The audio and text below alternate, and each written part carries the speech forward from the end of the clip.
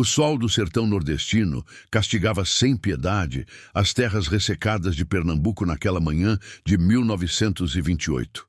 As pedras do chão queimavam como brasas, e mesmo os mandacaros pareciam murchar sob o calor implacável. Era a época de seca brava, daquelas que faziam o povo rezar novenas intermináveis e os açudes virarem crateras de barro rachado, com restos de peixes mortos espalhados como testemunhas silenciosas da sede que assolava a região. O vento quente carregava poeira e o cheiro acre da vegetação ressecada. Nem mesmo os urubus ousavam voar nas horas mais quentes do dia, preferindo se abrigar nas sombras esparsas dos juazeiros sobreviventes. Era um desses dias em que até respirar parecia custar esforço, e cada movimento exigia uma determinação quase heróica.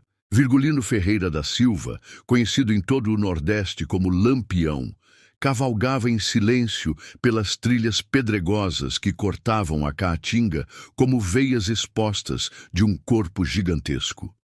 Seus olhos azuis, que muitos diziam ter o brilho frio do aço temperado, vasculhavam constantemente o horizonte árido. Não por medo, Lampião não conhecia essa palavra desde que era ainda menino, mas por instinto aguçado de quem vivia como um felino no sertão, sempre alerta, sempre pronto para o salto ou para a fuga. Seu cavalo, um alazão forte e resistente chamado Relâmpago, pisava com segurança entre as pedras soltas e os espinhos da Caatinga. O animal conhecia bem aqueles caminhos, pois já havia percorrido milhares de quilômetros pelas trilhas secretas que cortavam os estados de Pernambuco, Paraíba, Ceará e Bahia. Era um cavalo que valia mais que muitas fazendas da região, não apenas pelo valor monetário, mas pela confiança que representava. No sertão, um bom cavalo podia significar a diferença entre a vida e a morte.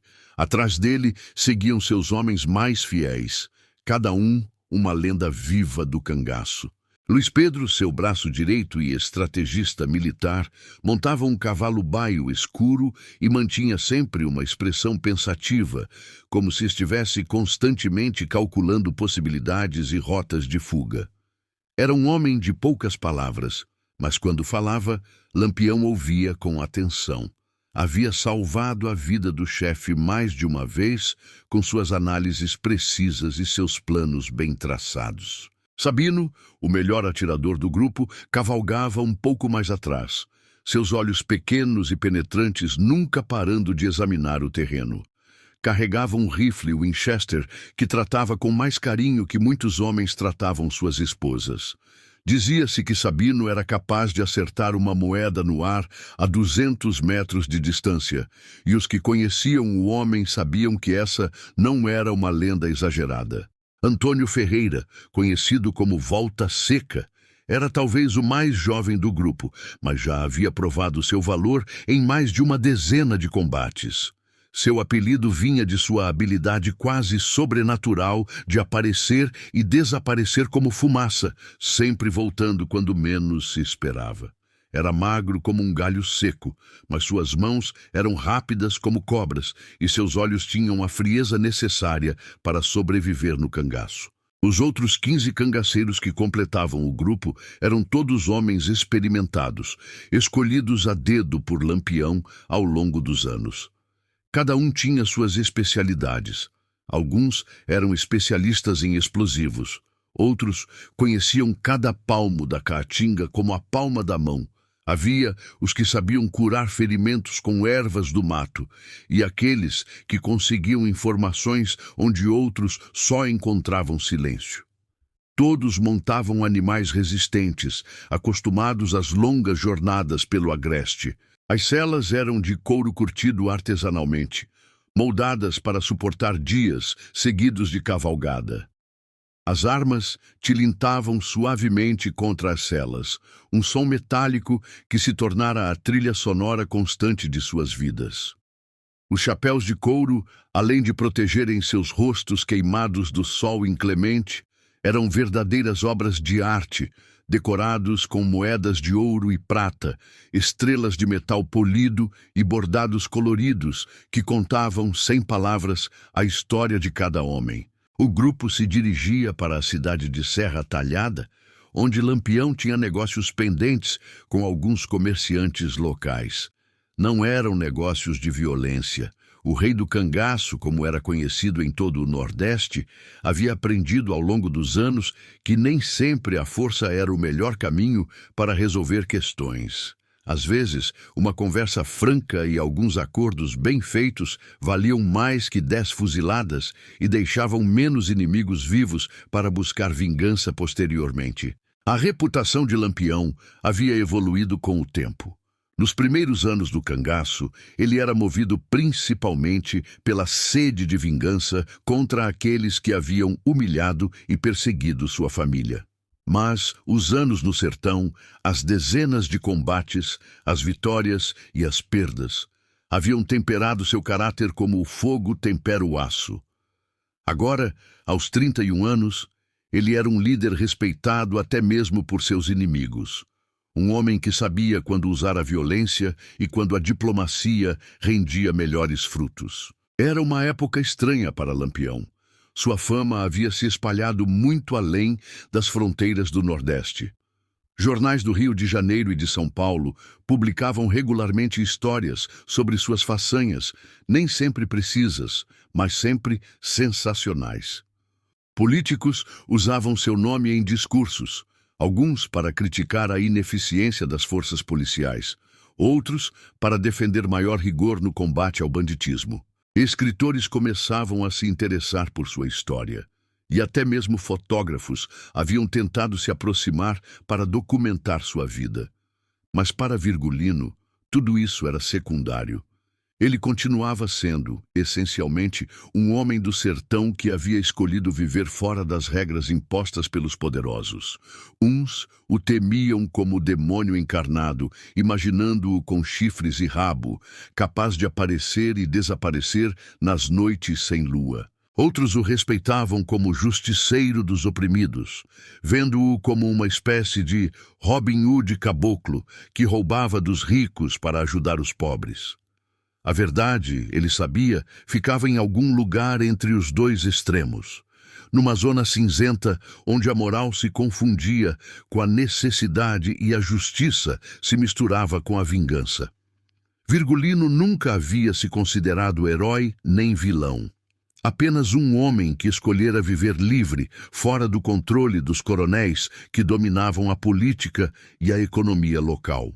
Mas liberdade no sertão de 1928 custava caro, muito caro.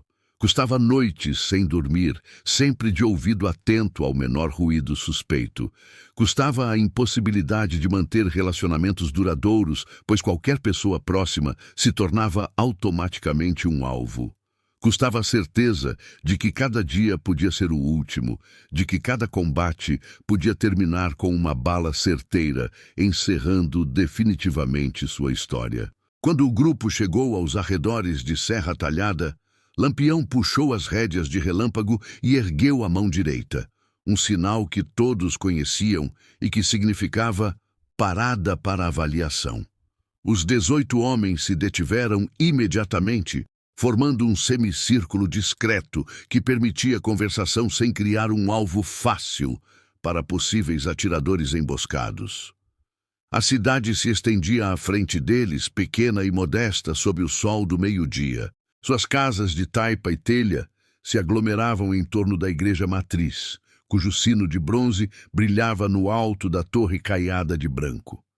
Fumaça subia de algumas chaminés, indicando que pelo menos algumas famílias tinham o que cozinhar naquele dia de seca. Crianças brincavam nas ruas de terra batida, suas vozes agudas chegando até eles como ecos distantes de uma normalidade que pareciam ter esquecido há muito tempo. Lampião estudou a cidade com olhos experientes. Contou as casas maiores, provavelmente de comerciantes mais prósperos. Localizou os possíveis pontos de observação de onde soldados ou volantes poderiam estar vigiando. Memorizou as ruas que permitiriam fuga rápida em caso de necessidade. Era um ritual que repetia a cada nova localidade. Transformar o desconhecido em conhecido, o perigoso em controlável. Tem movimento diferente por lá?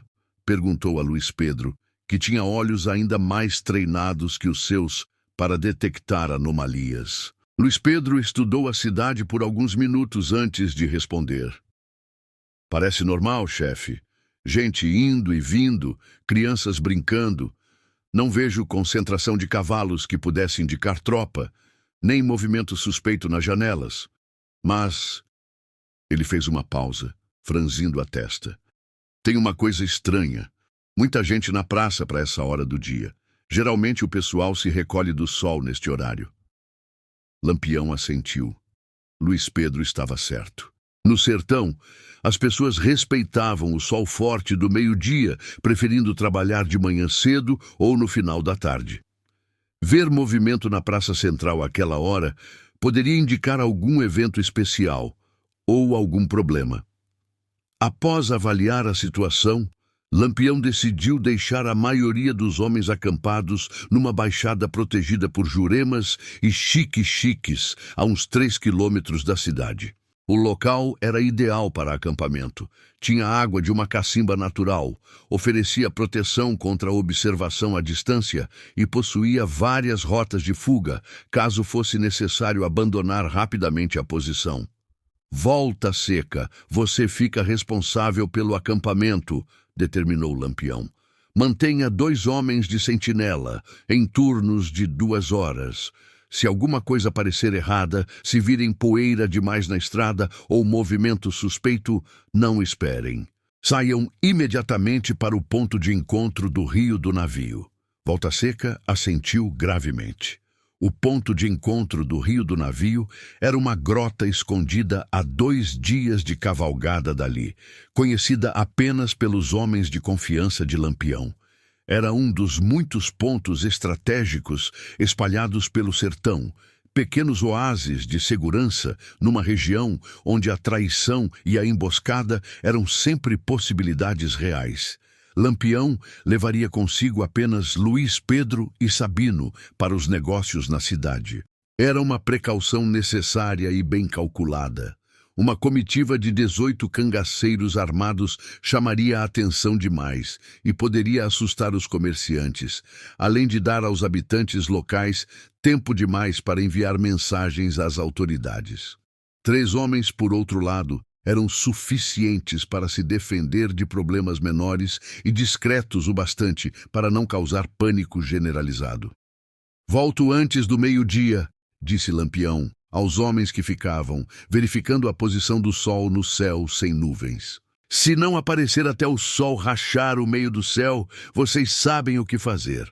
Os cangaceiros assentiram em silêncio. Conheciam bem o protocolo desenvolvido ao longo de anos de experiência. Se o chefe não retornasse no prazo estabelecido, deveriam partir imediatamente para o ponto de encontro alternativo, sem tentar resgate ou investigação. Era uma regra dura, mas necessária. No cangaço, o sentimentalismo podia custar a vida de todo o grupo. Lampião, Luís Pedro e Sabino seguiram em direção à cidade pela estrada principal, uma trilha de terra batida, marcada por cascos de cavalos, patas de bois e rodas de carroças. A estrada serpenteava entre morros baixos, cobertos de caatinga, passava por uma ponte de madeira sobre um riacho completamente seco e finalmente desembocava na entrada de Serra Talhada. A cidade não era grande coisa. Talvez uns 3.000 habitantes, a maioria vivendo da agricultura de subsistência e da criação de cabras e ovelhas adaptadas ao clima árido. As casas mais pobres eram de taipa, com telhados de palha de carnaúba, enquanto as residências dos mais abastados exibiam paredes de tijolo e telhas de barro cozido. As ruas eram de terra batida, empoeiradas na época seca e enlameadas durante as chuvas escassas. As construções se aglomeravam em torno de 2 pontos focais: a Igreja Matriz, com sua torre que dominava o horizonte modesto da cidade, e a casa do coronel José Pereira de Melo, o homem mais rico e poderoso da região. A casa do coronel era um sobrado imponente, pintado de amarelo claro com detalhes em verde, cercado por um muro alto e protegido por cancelas de ferro. Era, sem dúvida, a construção mais luxuosa num raio de muitos quilômetros. Coronel Melo era o típico representante dos mandões locais que controlavam a vida política e econômica do interior nordestino. Herdeiro de terras imensas que se estendiam por léguas em todas as direções, era dono de milhares de cabeças de gado e de dezenas de famílias que viviam em suas propriedades como agregados, numa relação que misturava feudalismo medieval com escravidão disfarçada. Controlava a política local com mão de ferro, decidindo quem votava em quem através de um sistema bem azeitado de favores e ameaças. Determinava quem podia comerciar na cidade e quem não podia, quem recebia crédito nos bancos locais e quem ficava na lista negra dos caloteiros. Seus capangas, homens duros recrutados entre os mais desesperados da região, garantiam que suas ordens fossem cumpridas sem questionamento. O coronel também era conhecido por sua crueldade legendária. Histórias corriam soltas sobre trabalhadores espancados até a morte por pequenas infrações, mulheres jovens abusadas e depois desaparecidas quando ameaçavam falar, adversários políticos que simplesmente deixavam de existir da noite para o dia. Era o tipo de homem que considerava os pobres como propriedade pessoal, seres inferiores colocados no mundo apenas para servir aos seus caprichos e ambições. Lampião conhecia bem o tipo. Havia crescido vendo coronéis como Melo humilharem sua família e outras famílias pobres da região. Fora justamente um conflito com um desses mandões locais, o coronel José Saturnino, que levara Virgulino Ferreira ao cangaço anos atrás. A lembrança ainda queimava em seu peito como ferro em brasa. A humilhação de seu pai, as ameaças contra sua mãe, a certeza de que a justiça oficial jamais os protegeria dos desmandos dos poderosos. Ao entrarem na cidade, os três cangaceiros chamaram atenção imediata, como sempre acontecia. Era impossível não notar a presença de Lampião. Ele usava seu famoso chapéu de couro ornamentado com moedas de ouro e prata, estrelas de metal polido e cordões coloridos que balançavam suavemente a cada movimento de sua cabeça. Suas armas reluziam ao sol. Um rifle Winchester de repetição atravessado nas costas, 2 revólveres nos coldres laterais e um punhal curvo de cabo ornamentado na cintura. Luiz Pedro e Sabino, embora mais discretos em suas vestimentas, também exibiam o porte altivo dos homens acostumados ao perigo e à responsabilidade de vida e morte. As pessoas nas ruas paravam para olhar, algumas com curiosidade mal disfarçada, outras com medo genuíno estampado no rosto. Crianças corriam para se esconder atrás das saias das mães, que por sua vez se benziam discretamente e murmuravam orações de proteção. Comerciantes fechavam rapidamente as portas de suas lojas, preferindo perder vendas a correr o risco de se envolver em problemas. Em poucos minutos, a notícia já havia se espalhado pelas ruas como fogo em palha seca. Lampião está na cidade. O efeito era sempre o mesmo, onde quer que aparecesse. Sua reputação o precedia como uma sombra gigantesca, ampliada pelas histórias que cresciam a cada repetição. Para alguns, ele era o demônio em pessoa, para outros, um herói vingador. Mas todos, sem exceção, o respeitavam e o temiam. O trio se dirigiu diretamente à venda do português Joaquim Santos, um comerciante esperto que mantinha relações discretas, mas altamente lucrativas, com vários grupos de cangaceiros da região. Santos havia compreendido há muito tempo uma verdade fundamental sobre o sertão. Era melhor ter os cangaceiros como amigos do que como inimigos. Fornecia munição, medicamentos, informações e produtos diversos em troca de proteção para seu negócio e de uma pequena porcentagem nos impostos cobrados pelos grupos. A venda ficava numa esquina movimentada, próxima à praça central da cidade. Era um prédio baixo, mas amplo, de paredes caiadas de branco que resplandeciam sob o sol forte, com uma grande porta de madeira maciça sempre aberta durante o horário comercial. Acima da porta, uma placa de madeira pintada à mão anunciava: Joaquim Santos, secos e molhados, compra e venda. Por dentro, a venda era um verdadeiro labirinto de mercadorias. Prateleiras abarrotadas se estendiam do chão ao teto, carregadas com os produtos mais diversos: tecidos de algodão e chita, ferramentas agrícolas, remédios caseiros e industrializados, cachaça de várias procedências, munição para diferentes tipos de armas, charque, rapadura, farinha de mandioca, queijos do sertão, chapéus de couro, selas e arreios. Tudo o que um homem do sertão pudesse precisar para viver, ou para sobreviver. O cheiro da venda era uma mistura única e inconfundível. Couro curtido, pólvora, especiarias, queijo curado, madeira envelhecida e o odor doce da rapadura misturado com o aroma forte da cachaça.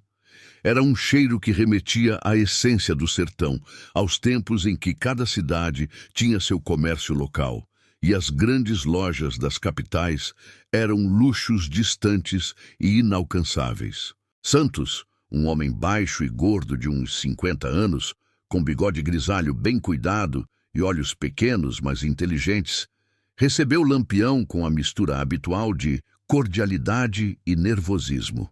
Sua camisa branca estava encharcada de suor, não apenas pelo calor, mas pela tensão natural que a presença do cangaceiro mais famoso do Nordeste provocava. Sabia que fazer negócios com cangaceiros era arriscado. Se as autoridades descobrissem, poderia perder tudo e ainda acabar na cadeia. Mas também sabia que era lucrativo demais para dispensar e que ter a proteção de Lampião valia mais que qualquer apólice de seguro. Seu Virgulino, que honra ter o senhor aqui em minha humilde venda, disse Santos, secando o suor da testa com um lenço de algodão já bastante usado. O que posso fazer pelo senhor hoje? Tenho mercadoria nova, chegada ontem mesmo de Recife. Lampião examinou rapidamente o interior da loja com olhos experientes, verificando se havia alguém escondido nos fundos ou alguma coisa fora do normal. Era um hábito automático, desenvolvido após anos de sobrevivência num ambiente onde a traição podia estar escondida atrás do sorriso mais amigável. Preciso de munição para Winchester, cartucho de 12 e algumas caixas de remédio para febre, respondeu Lampião, direto ao ponto como sempre. E quero saber se tem chegado alguma coisa diferente por aqui. Volante, soldado, gente estranha perguntando por mim. Santos balançou a cabeça negativamente enquanto se dirigia aos fundos da loja para separar as mercadorias solicitadas. Suas mãos trabalhavam com eficiência, selecionando cartuchos de boa qualidade e verificando as datas dos medicamentos. Por enquanto, tudo calmo, seu Virgulino. O tenente da polícia local nem tem aparecido muito por aqui. Dizem que está com medo depois do que aconteceu com o destacamento do Cabo Verde. E olhe que os soldados voltaram vivos, né? Podia ter sido muito pior. Lampião assentiu com um meio sorriso. O acontecimento do Cabo Verde havia sido um confronto 3 semanas antes, onde seu grupo havia derrotado facilmente uma patrulha de 8 soldados que tentaram emboscá-los numa estrada estreita. A emboscada havia sido mal planejada e pior executada. Os soldados se posicionaram contra o sol, facilitando a localização, e abriram fogo cedo demais, perdendo o elemento surpresa. O combate durou menos de 15 minutos. Ninguém morreu, graças mais à pontaria ruim dos soldados do que à misericórdia de Lampião. Mas os 8 homens voltaram para seus quartéis sem armas, sem cavalos e com histórias que desencorajaram outras investidas por um bom tempo. Lampião havia até mesmo mandado um recado para o capitão responsável. Da próxima vez, Treine melhor seus homens antes de mandá-los caçar onça com estilingue. Enquanto Santos embalava cuidadosamente as mercadorias em sacos de aniagem resistente, Lampião ouviu um barulho vindo da rua. Vozes alteradas, gritos abafados, que contrastavam com o silêncio forçado que sua presença havia imposto à cidade. Seus instintos se aguçaram imediatamente, como os de um animal selvagem que detecta perigo no ar. Luiz Pedro e Sabino também tinham ouvido e já se posicionavam estrategicamente, um perto da porta principal, outro perto da janela lateral que dava para um beco, criando um triângulo de observação que cobria todos os ângulos possíveis de aproximação. "Que barulho é esse?" perguntou Lampião a Santos, sua voz mantendo o tom casual, mas seus olhos se tornando mais alertas. O português deu de ombros, mas seu rosto mostrava desconforto visível. Suas mãos tremiam ligeiramente enquanto amarrava os sacos com barbante. "Deve ser o Coronel Melo. Ele anda muito alterado ultimamente. Dizem que está com problemas sérios de dinheiro, que as terras dele não estão rendendo como antes por causa da seca prolongada. E quando ele fica nervoso com os negócios, sempre arruma alguém para descontar a raiva." O barulho ficou mais forte e mais próximo. Agora eram claramente gritos de uma discussão acalorada, vindos da direção da Praça Central. Misturavam-se vozes masculinas alteradas com o que parecia ser uma voz feminina, mais baixa, mas carregada de desespero. Lampião se dirigiu à porta da venda e olhou para fora, protegendo os olhos do sol forte com a mão direita. O que viu fez seu sangue acelerar nas veias, não de medo, mas de uma raiva fria e controlada que conhecia bem. Na Praça Central, cerca de 50 metros dali, desenrolava-se uma cena que trouxe de volta memórias dolorosas de sua própria infância e juventude. Uma cena que representava tudo o que ele mais odiava no mundo, o forte humilhando o fraco simplesmente porque podia. Coronel José Pereira de Melo, um homem alto e corpulento de uns 60 anos, estava claramente embriagado no meio da manhã. Balançava nos pés como um mastro ao vento e gesticulava de forma descontrolada, sua voz pastosa ecoando pela praça. Vestia roupas caras, terno de linho branco que já estava amarrotado e sujo, chapéu panamá torto na cabeça, sapatos de couro envernizado cobertos de poeira. A seu lado, 2 capangas armados observavam a cena com expressões divertidas, como quem assiste a um espetáculo de circo.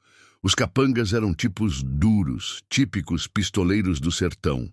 Um era alto e magro, com cicatrizes no rosto que contavam histórias de brigas passadas.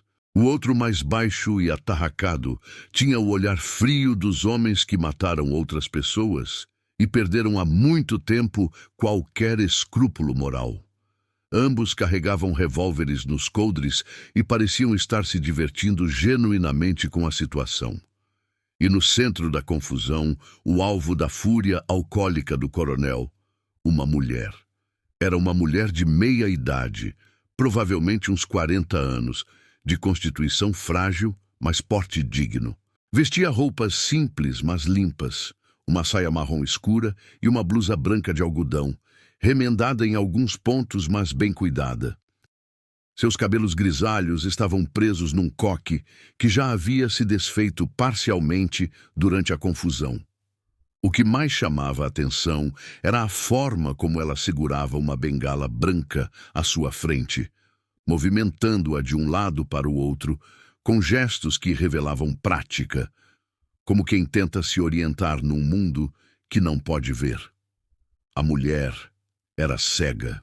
Mesmo à distância, Lampião podia perceber o desespero em seus gestos, a forma como ela tentava se afastar do coronel, mas parecia perdida, sem saber exatamente para que direção ir.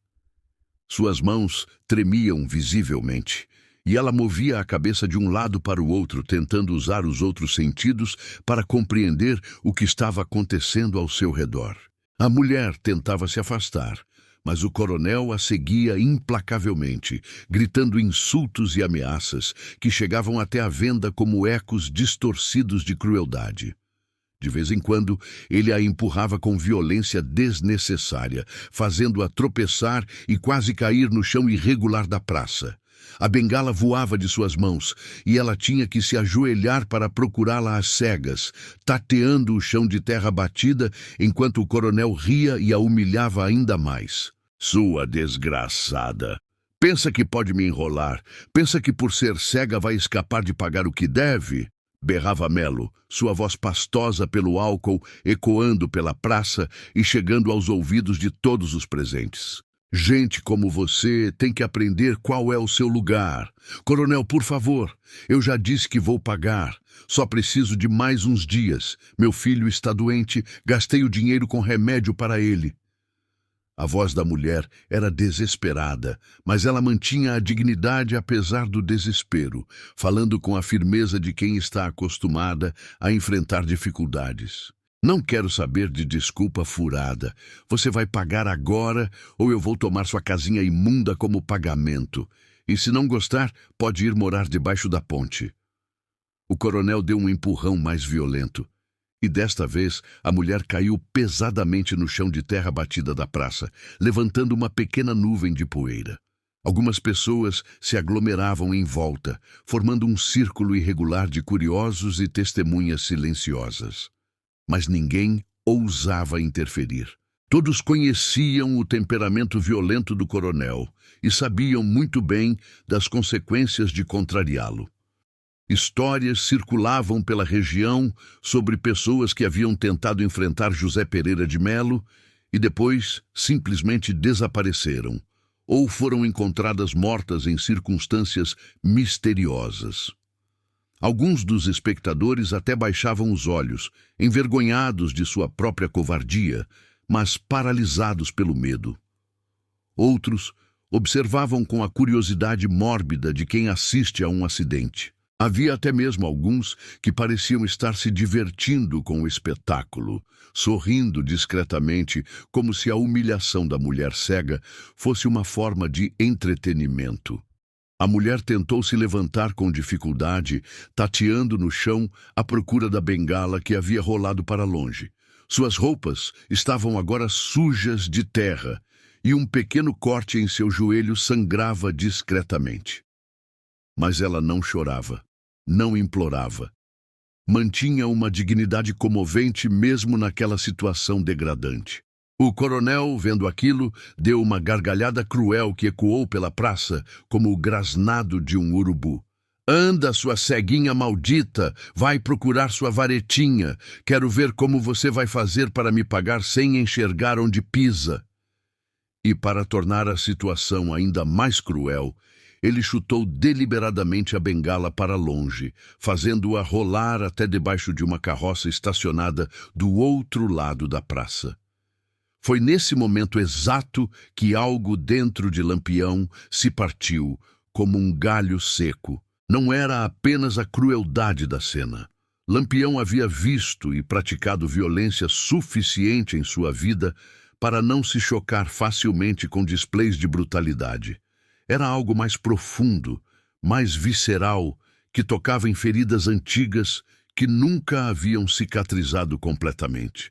Era a lembrança vivida de sua própria mãe sendo humilhada por um coronel quando ele era ainda menino, forçada a se ajoelhar na terra para implorar clemência por uma dívida que sua família não podia pagar. Era a lembrança de sua irmã sendo desrespeitada por capangas de fazendeiro, tratada como se fosse propriedade dos poderosos. Era toda a raiva acumulada ao longo dos anos contra os mandões que pisoteavam os fracos simplesmente porque podiam, porque tinham dinheiro e poder e consideravam isso uma licença para a brutalidade. Era, mais que tudo, a representação perfeita da injustiça que havia moldado sua vida e suas escolhas. Luiz Pedro Sabino, disse Lampião numa voz baixa e controlada, mas que os dois conheciam bem.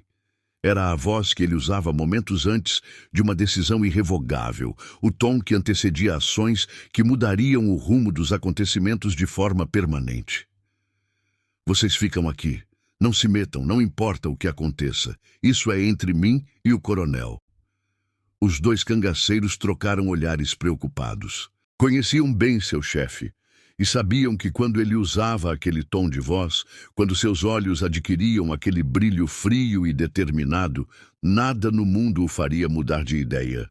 Já haviam presenciado outras ocasiões em que Lampião tomara decisões similares, movido não pela lógica ou pela estratégia, mas por um senso de justiça que era mais forte que qualquer consideração prática. Lampião saiu da venda com passos firmes e medidos, cada movimento calculado como os de um predador se aproximando da presa. Suas esporas tilintavam no chão de pedra da calçada, e o som metálico parecia ecoar como um toque de finados na tarde quente e silenciosa. As pessoas que estavam na rua se afastaram rapidamente, pressentindo com instinto animal que algo terrível estava prestes a acontecer. O vento parou de soprar, como se a própria natureza estivesse prendendo a respiração. Até os pássaros pareciam ter silenciado, criando uma atmosfera de tensão quase palpável que pesava sobre a praça como uma nuvem carregada de tempestade. O coronel estava de costas para Lampião, ainda gritando com a mulher que continuava procurando a bengala de joelhos no chão poeirento. Seus dois capangas foram os primeiros a notar a aproximação do cangaceiro mais temido do Nordeste. O mais alto, um mulato de uns 30 anos com uma cicatriz que ia da testa até o queixo, tocou no ombro do patrão com urgência. Coronel, tem um cabra se aproximando. E pelo jeito das armas e do chapéu, não é gente boa. José Pereira de Melo se virou lentamente, irritado pela interrupção de sua diversão cruel. Quando viu Lampião caminhando em sua direção com aquele andar característico, nem apressado, nem lento, mas implacável como uma força da natureza, sua expressão mudou rapidamente. A arrogância embriagada deu lugar a uma cautela disfarçada de desprezo, mas seus olhos traíram um lampejo de medo genuíno. Ora, ora, se não é o famoso Lampião, disse Melo, tentando manter um tom de deboche, mas sua voz tremia ligeiramente e suas mãos suavam visivelmente. O que o senhor faz aqui em Serra Talhada? Não sabia que minha cidade havia se tornado rota turística para bandidos e desordeiros. Lampião parou a exatamente 5 metros do coronel, uma distância calculada, longe o suficiente para ter tempo de reagir a qualquer movimento hostil, perto o suficiente para que suas palavras tivessem impacto máximo. Sua mão direita descansava casualmente sobre o cabo da pistola, mas seus olhos azuis estavam fixos como laser nos olhos do coronel. Quando falou, sua voz era calma, quase gentil, o que, para quem o conhecia, tornava suas palavras ainda mais ameaçadoras do que se ele estivesse gritando.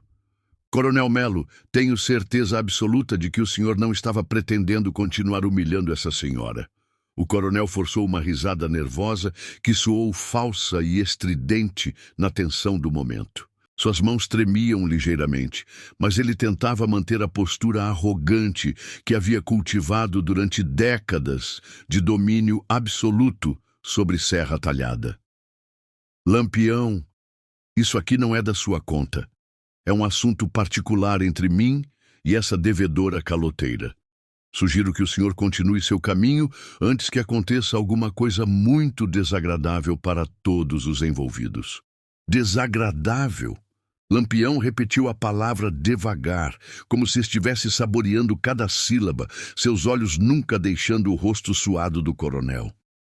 Coronel, o senhor tem absoluta razão. Vai acontecer alguma coisa muito desagradável se não parar imediatamente de incomodar essa senhora. A tensão na praça era tão densa que parecia possível cortá-la com uma faca. As pessoas que ainda estavam por perto se afastaram ainda mais, algumas se escondendo completamente atrás de portas e janelas. Mães puxavam seus filhos para dentro de casa e comerciantes fechavam rapidamente suas lojas. Todos pressentiam que estavam prestes a presenciar algo que seria contado e recontado por gerações.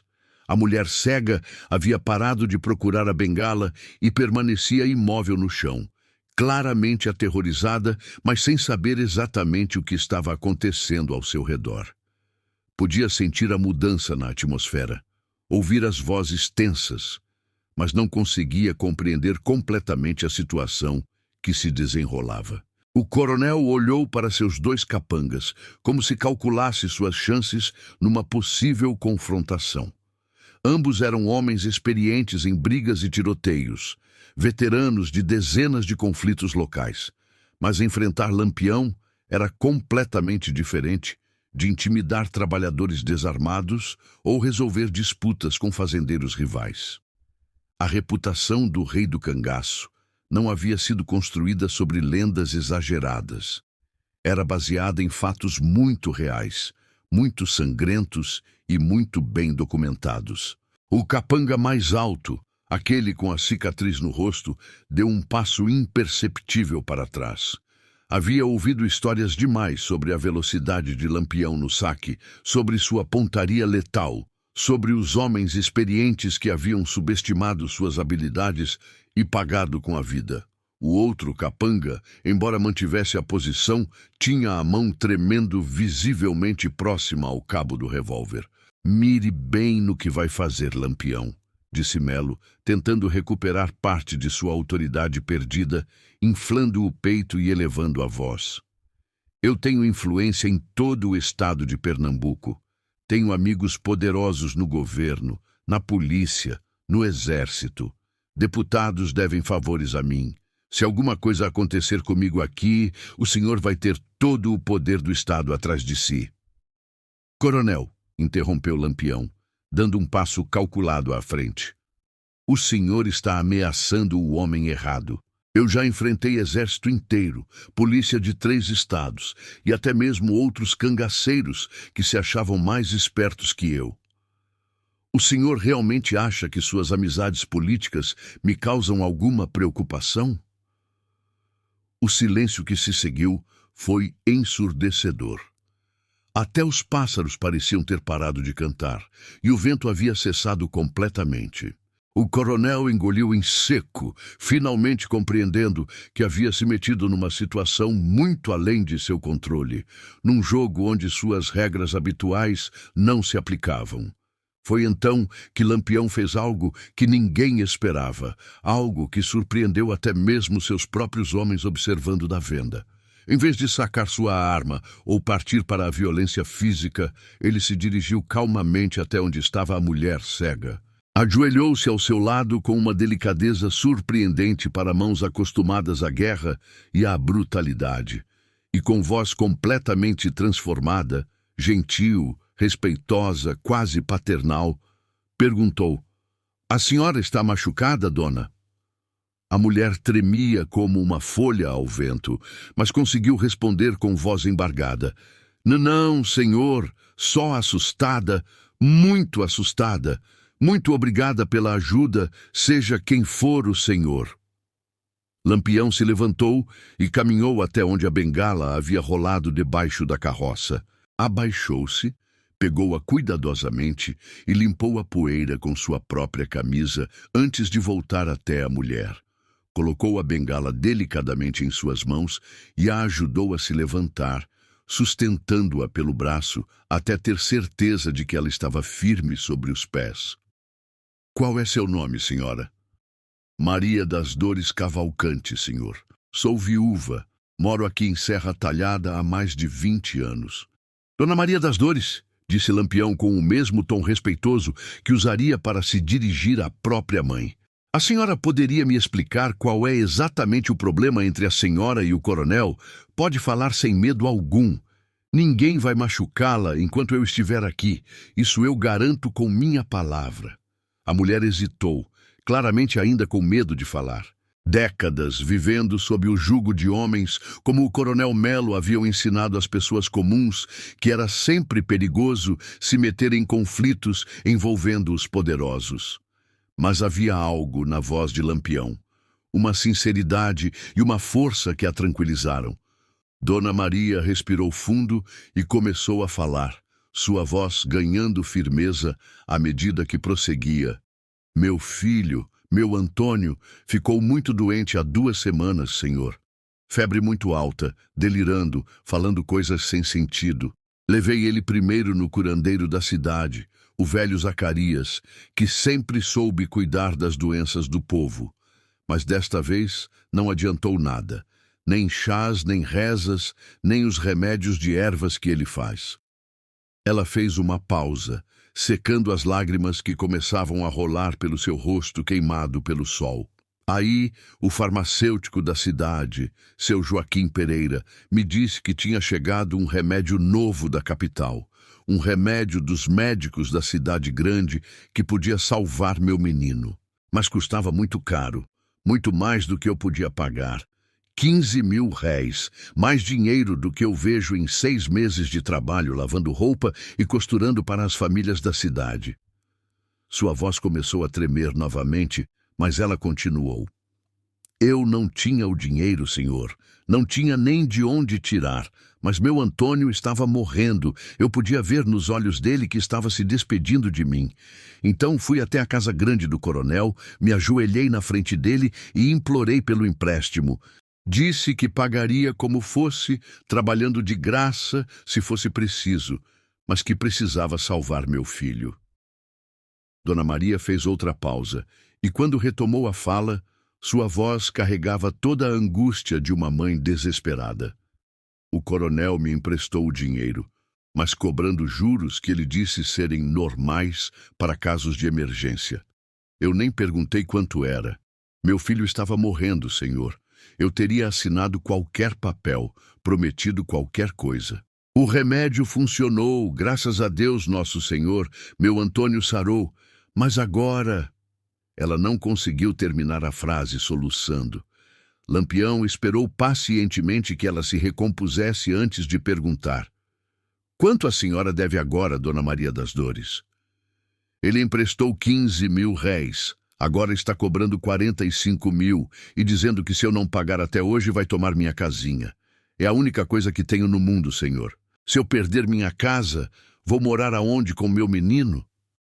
Lampião fechou os olhos por um momento, respirando profundamente. Quando os abriu, havia neles uma frieza que fez até os capangas do coronel recuarem instintivamente. Virou-se lentamente para o coronel, que havia empalidecido visivelmente durante o relato de Dona Maria. Coronel Melo, o senhor confirma que emprestou 15.000 réis para Dona Maria das Dores? Sim, mas os juros são completamente legais. Eu tenho o direito de cobrar o que quiser pelo meu dinheiro. O coronel tentou soar indignado, mas sua voz saía esganiçada. E agora o senhor está cobrando 45.000 réis. Os juros foram acordados. Se ela não podia pagar, não devia ter pedido emprestado. 300% de juros, disse Lampião, fazendo os cálculos em voz alta. Em 2 semanas, de uma mãe desesperada tentando salvar a vida do filho. É negócio, Lampião. É assim que o mundo funciona. Direito? A voz de Lampião baixou uma oitava, tornando-se perigosamente calma. O senhor acha que tem o direito de cobrar 300% de juros de uma mãe desesperada? O direito de humilhar uma mulher cega em praça pública? O direito de ameaçar tomar a casa de uma viúva pobre? O coronel tentou manter a pose de autoridade, mas sua voz tremia descontroladamente. Lampião, isso é negócio legal. Se ela não podia pagar, não devia ter pedido emprestado. Não sou casa de caridade. Foi a gota d'água que transbordou a paciência de Lampião. O que aconteceu a seguir foi tão rápido que muitas das pessoas presentes depois não conseguiram concordar sobre a sequência exata dos eventos. Lampião deu 3 passos explosivos em direção ao coronel e, antes que qualquer um dos capangas pudesse reagir, aplicou um tapa no rosto do homem com tanta força que o som ecoou pela praça inteira como um disparo de pistola. O coronel José Pereira de Melo, o homem mais poderoso de Serra Talhada, cambaleou violentamente e quase caiu no chão. Uma marca vermelha em forma de mão se desenhou imediatamente em sua bochecha direita, e um fio de sangue escorreu do canto de sua boca. "Isso", disse Lampião com voz controlada, mas carregada de fúria contida, "é pelo que o senhor fez com Dona Maria das Dores." Os dois capangas finalmente reagiram, levando as mãos às armas. Mas antes que pudessem completar o movimento de saque, ouviram um assobio baixo e melodioso vindo da direção da venda. Era Luiz Pedro, e o assobio era um código conhecido. Situação sob controle, mas cuidado com movimentos bruscos. Os capangas hesitaram fatalmente. Sabiam que se Luiz Pedro estava assobiando daquela forma específica, significava que Sabino estava em posição com o rifle, provavelmente apontado para suas cabeças naquele exato momento. Enfrentar Lampião corpo a corpo já seria suicídio. Enfrentar Lampião com Sabino na mira era loucura completa e garantida. O coronel, ainda atordoado pelo tapa, levou a mão trêmula à bochecha inchada. Você ousou me bater? Sabe quem eu sou? Sabe o que eu posso fazer com você?" "Sei perfeitamente quem o senhor é", respondeu Lampião, sua voz agora carregada de todo o desprezo que sentia. "É um homem que se aproveita dos fracos porque sabe que eles não podem se defender. É um homem que humilha uma mulher cega em praça pública para se divertir. É um homem que cobra juros de agiota de uma mãe desesperada tentando salvar a vida do filho." Lampião deu mais um passo à frente, ficando face a face com o coronel, tão próximo que podia sentir o cheiro de álcool e medo no hálito do homem. "Mas sabe o que eu sou, coronel? Sou o homem que não deixa gente como o senhor fazer isso impunemente." O que Lampião fez em seguida surpreendeu a todos os presentes. Em vez de continuar com a violência, ele tirou do bolso interno do colete um pequeno saco de couro. Abriu-o e contou cuidadosamente 45.000 réis em notas e moedas, colocando o dinheiro nas mãos trêmulas de Dona Maria das Dores. "Dona Maria, aqui está o que o coronel está cobrando. A dívida da senhora está paga." A mulher ficou paralisada, sem conseguir acreditar no que estava acontecendo. "Senhor, eu não posso aceitar isso. É muito dinheiro e eu não tenho como devolver." "A senhora não me deve nada", disse Lampião gentilmente. "Isso aqui é justiça sendo feita. Guarde esse dinheiro e cuide bem do seu menino." Então se virou para o coronel, que observava a cena com incredulidade e raiva crescentes. "Coronel Melo, a dívida de Dona Maria das Dores está quitada, completamente quitada. O senhor não tem mais direito algum de incomodá-la ou ameaçá-la." "Você não pode fazer isso. Quem você pensa que é?" Lampião sorriu, mas era um sorriso frio como gelo. "Eu sou Lampião, e no meu território, pessoas como Dona Maria das Dores são protegidas de pessoas como o senhor." "Seu território? Esta é minha cidade. Eu mando aqui há mais de 30 anos. "Coronel", disse Lampião, sua voz adquirindo um tom quase educativo, "deixe-me explicar como as coisas vão funcionar a partir de agora. O senhor vai tratar Dona Maria das Dores e todas as outras pessoas pobres desta cidade com o respeito que merecem. Vai parar de cobrar juros abusivos. Vai parar de humilhar os fracos em praça pública." O coronel tentou protestar, mas Lampião continuou implacável. "E se eu souber que o senhor voltou a incomodar Dona Maria, ou qualquer outra pessoa que não possa se defender, eu volto aqui. E da próxima vez, coronel, não vai ser apenas um tapa." A ameaça pairou no ar como uma nuvem de tempestade. Todos os presentes compreenderam perfeitamente que Lampião não estava blefando. Mas ele ainda não havia terminado. "Há mais uma coisa, coronel. O senhor vai devolver para Dona Maria das Dores os 15.000 réis que ela realmente devia. Agora." "O quê? Mas você já pagou a dívida." Eu paguei o que o senhor estava cobrando ilegalmente, mas Dona Maria das Dores só devia 15.000 réis originalmente. Esse dinheiro o senhor vai devolver para ela como indenização pela humilhação que causou. O coronel ficou roxo de raiva. Isso é um assalto, é roubo. Isso é justiça, corrigiu Lampião. O dinheiro, coronel. Agora. José Pereira de Melo olhou ao redor, procurando apoio, mas encontrou apenas olhares baixos e rostos virados.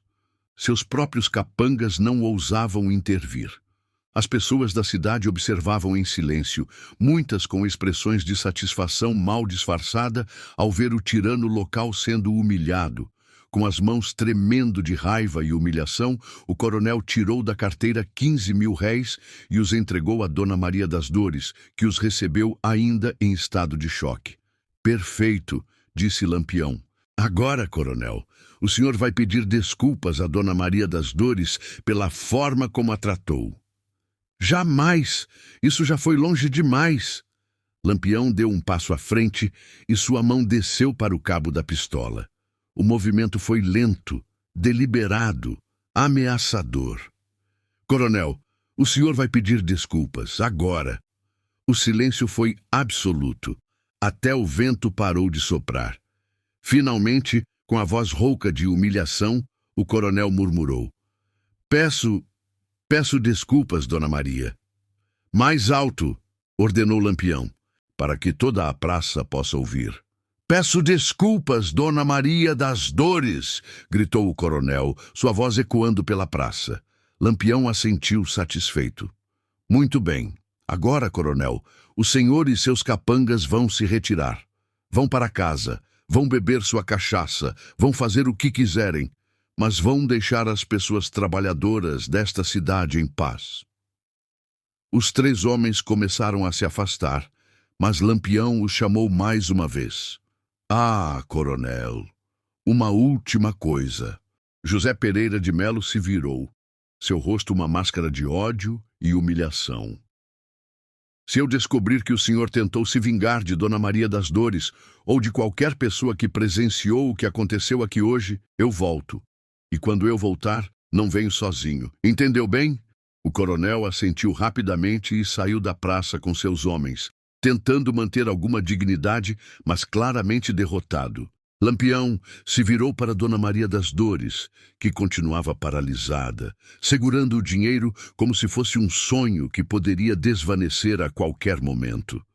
Dona Maria, a senhora está bem? Precisa de alguma outra coisa? A mulher começou a chorar, não de tristeza, mas de alívio e gratidão. Senhor, eu nem sei como agradecer.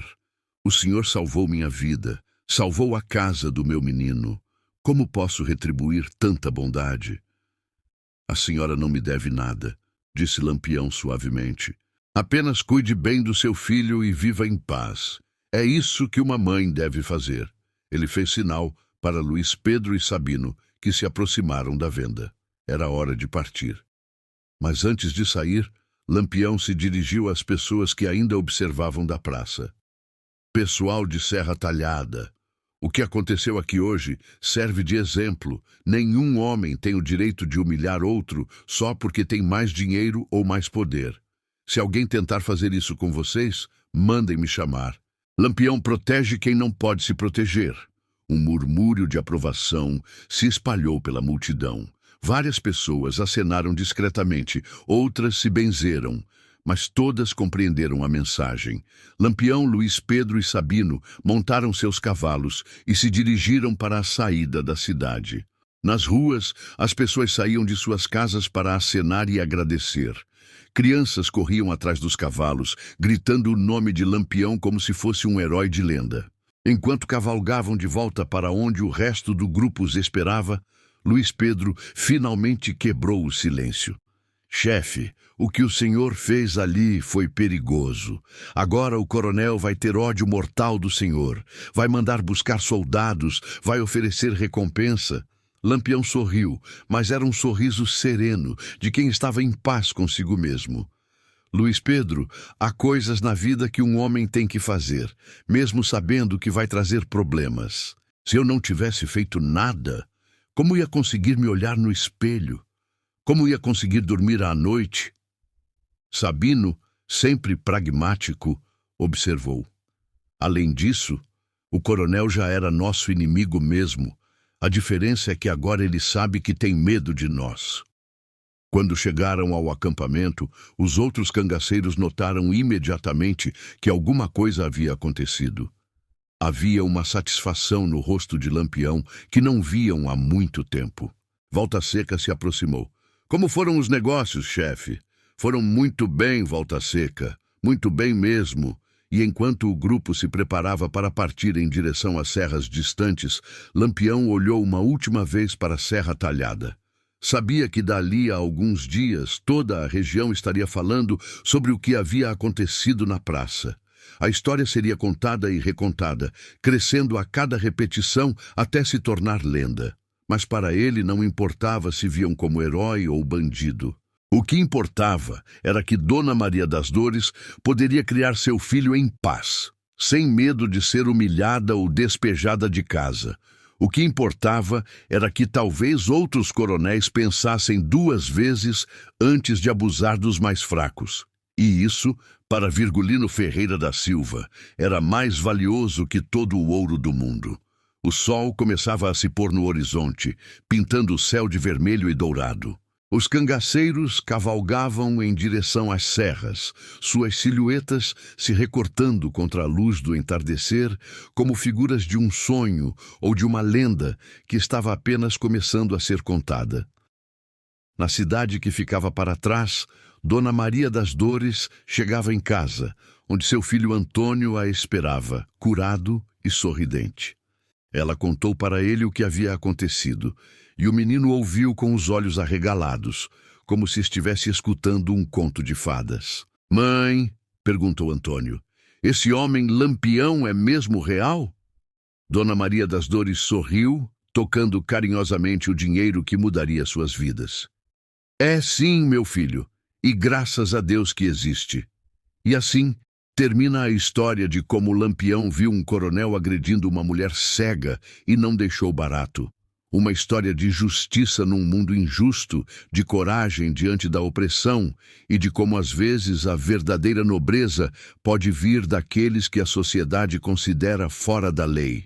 O cangaço continuaria por muitos anos ainda, com suas lendas e suas tragédias, seus heróis e seus vilões. Mas naquela tarde, em Serra Talhada, por alguns momentos preciosos, a justiça havia prevalecido e os fracos haviam encontrado um protetor no homem que o sertão inteiro conhecia simplesmente como Lampião.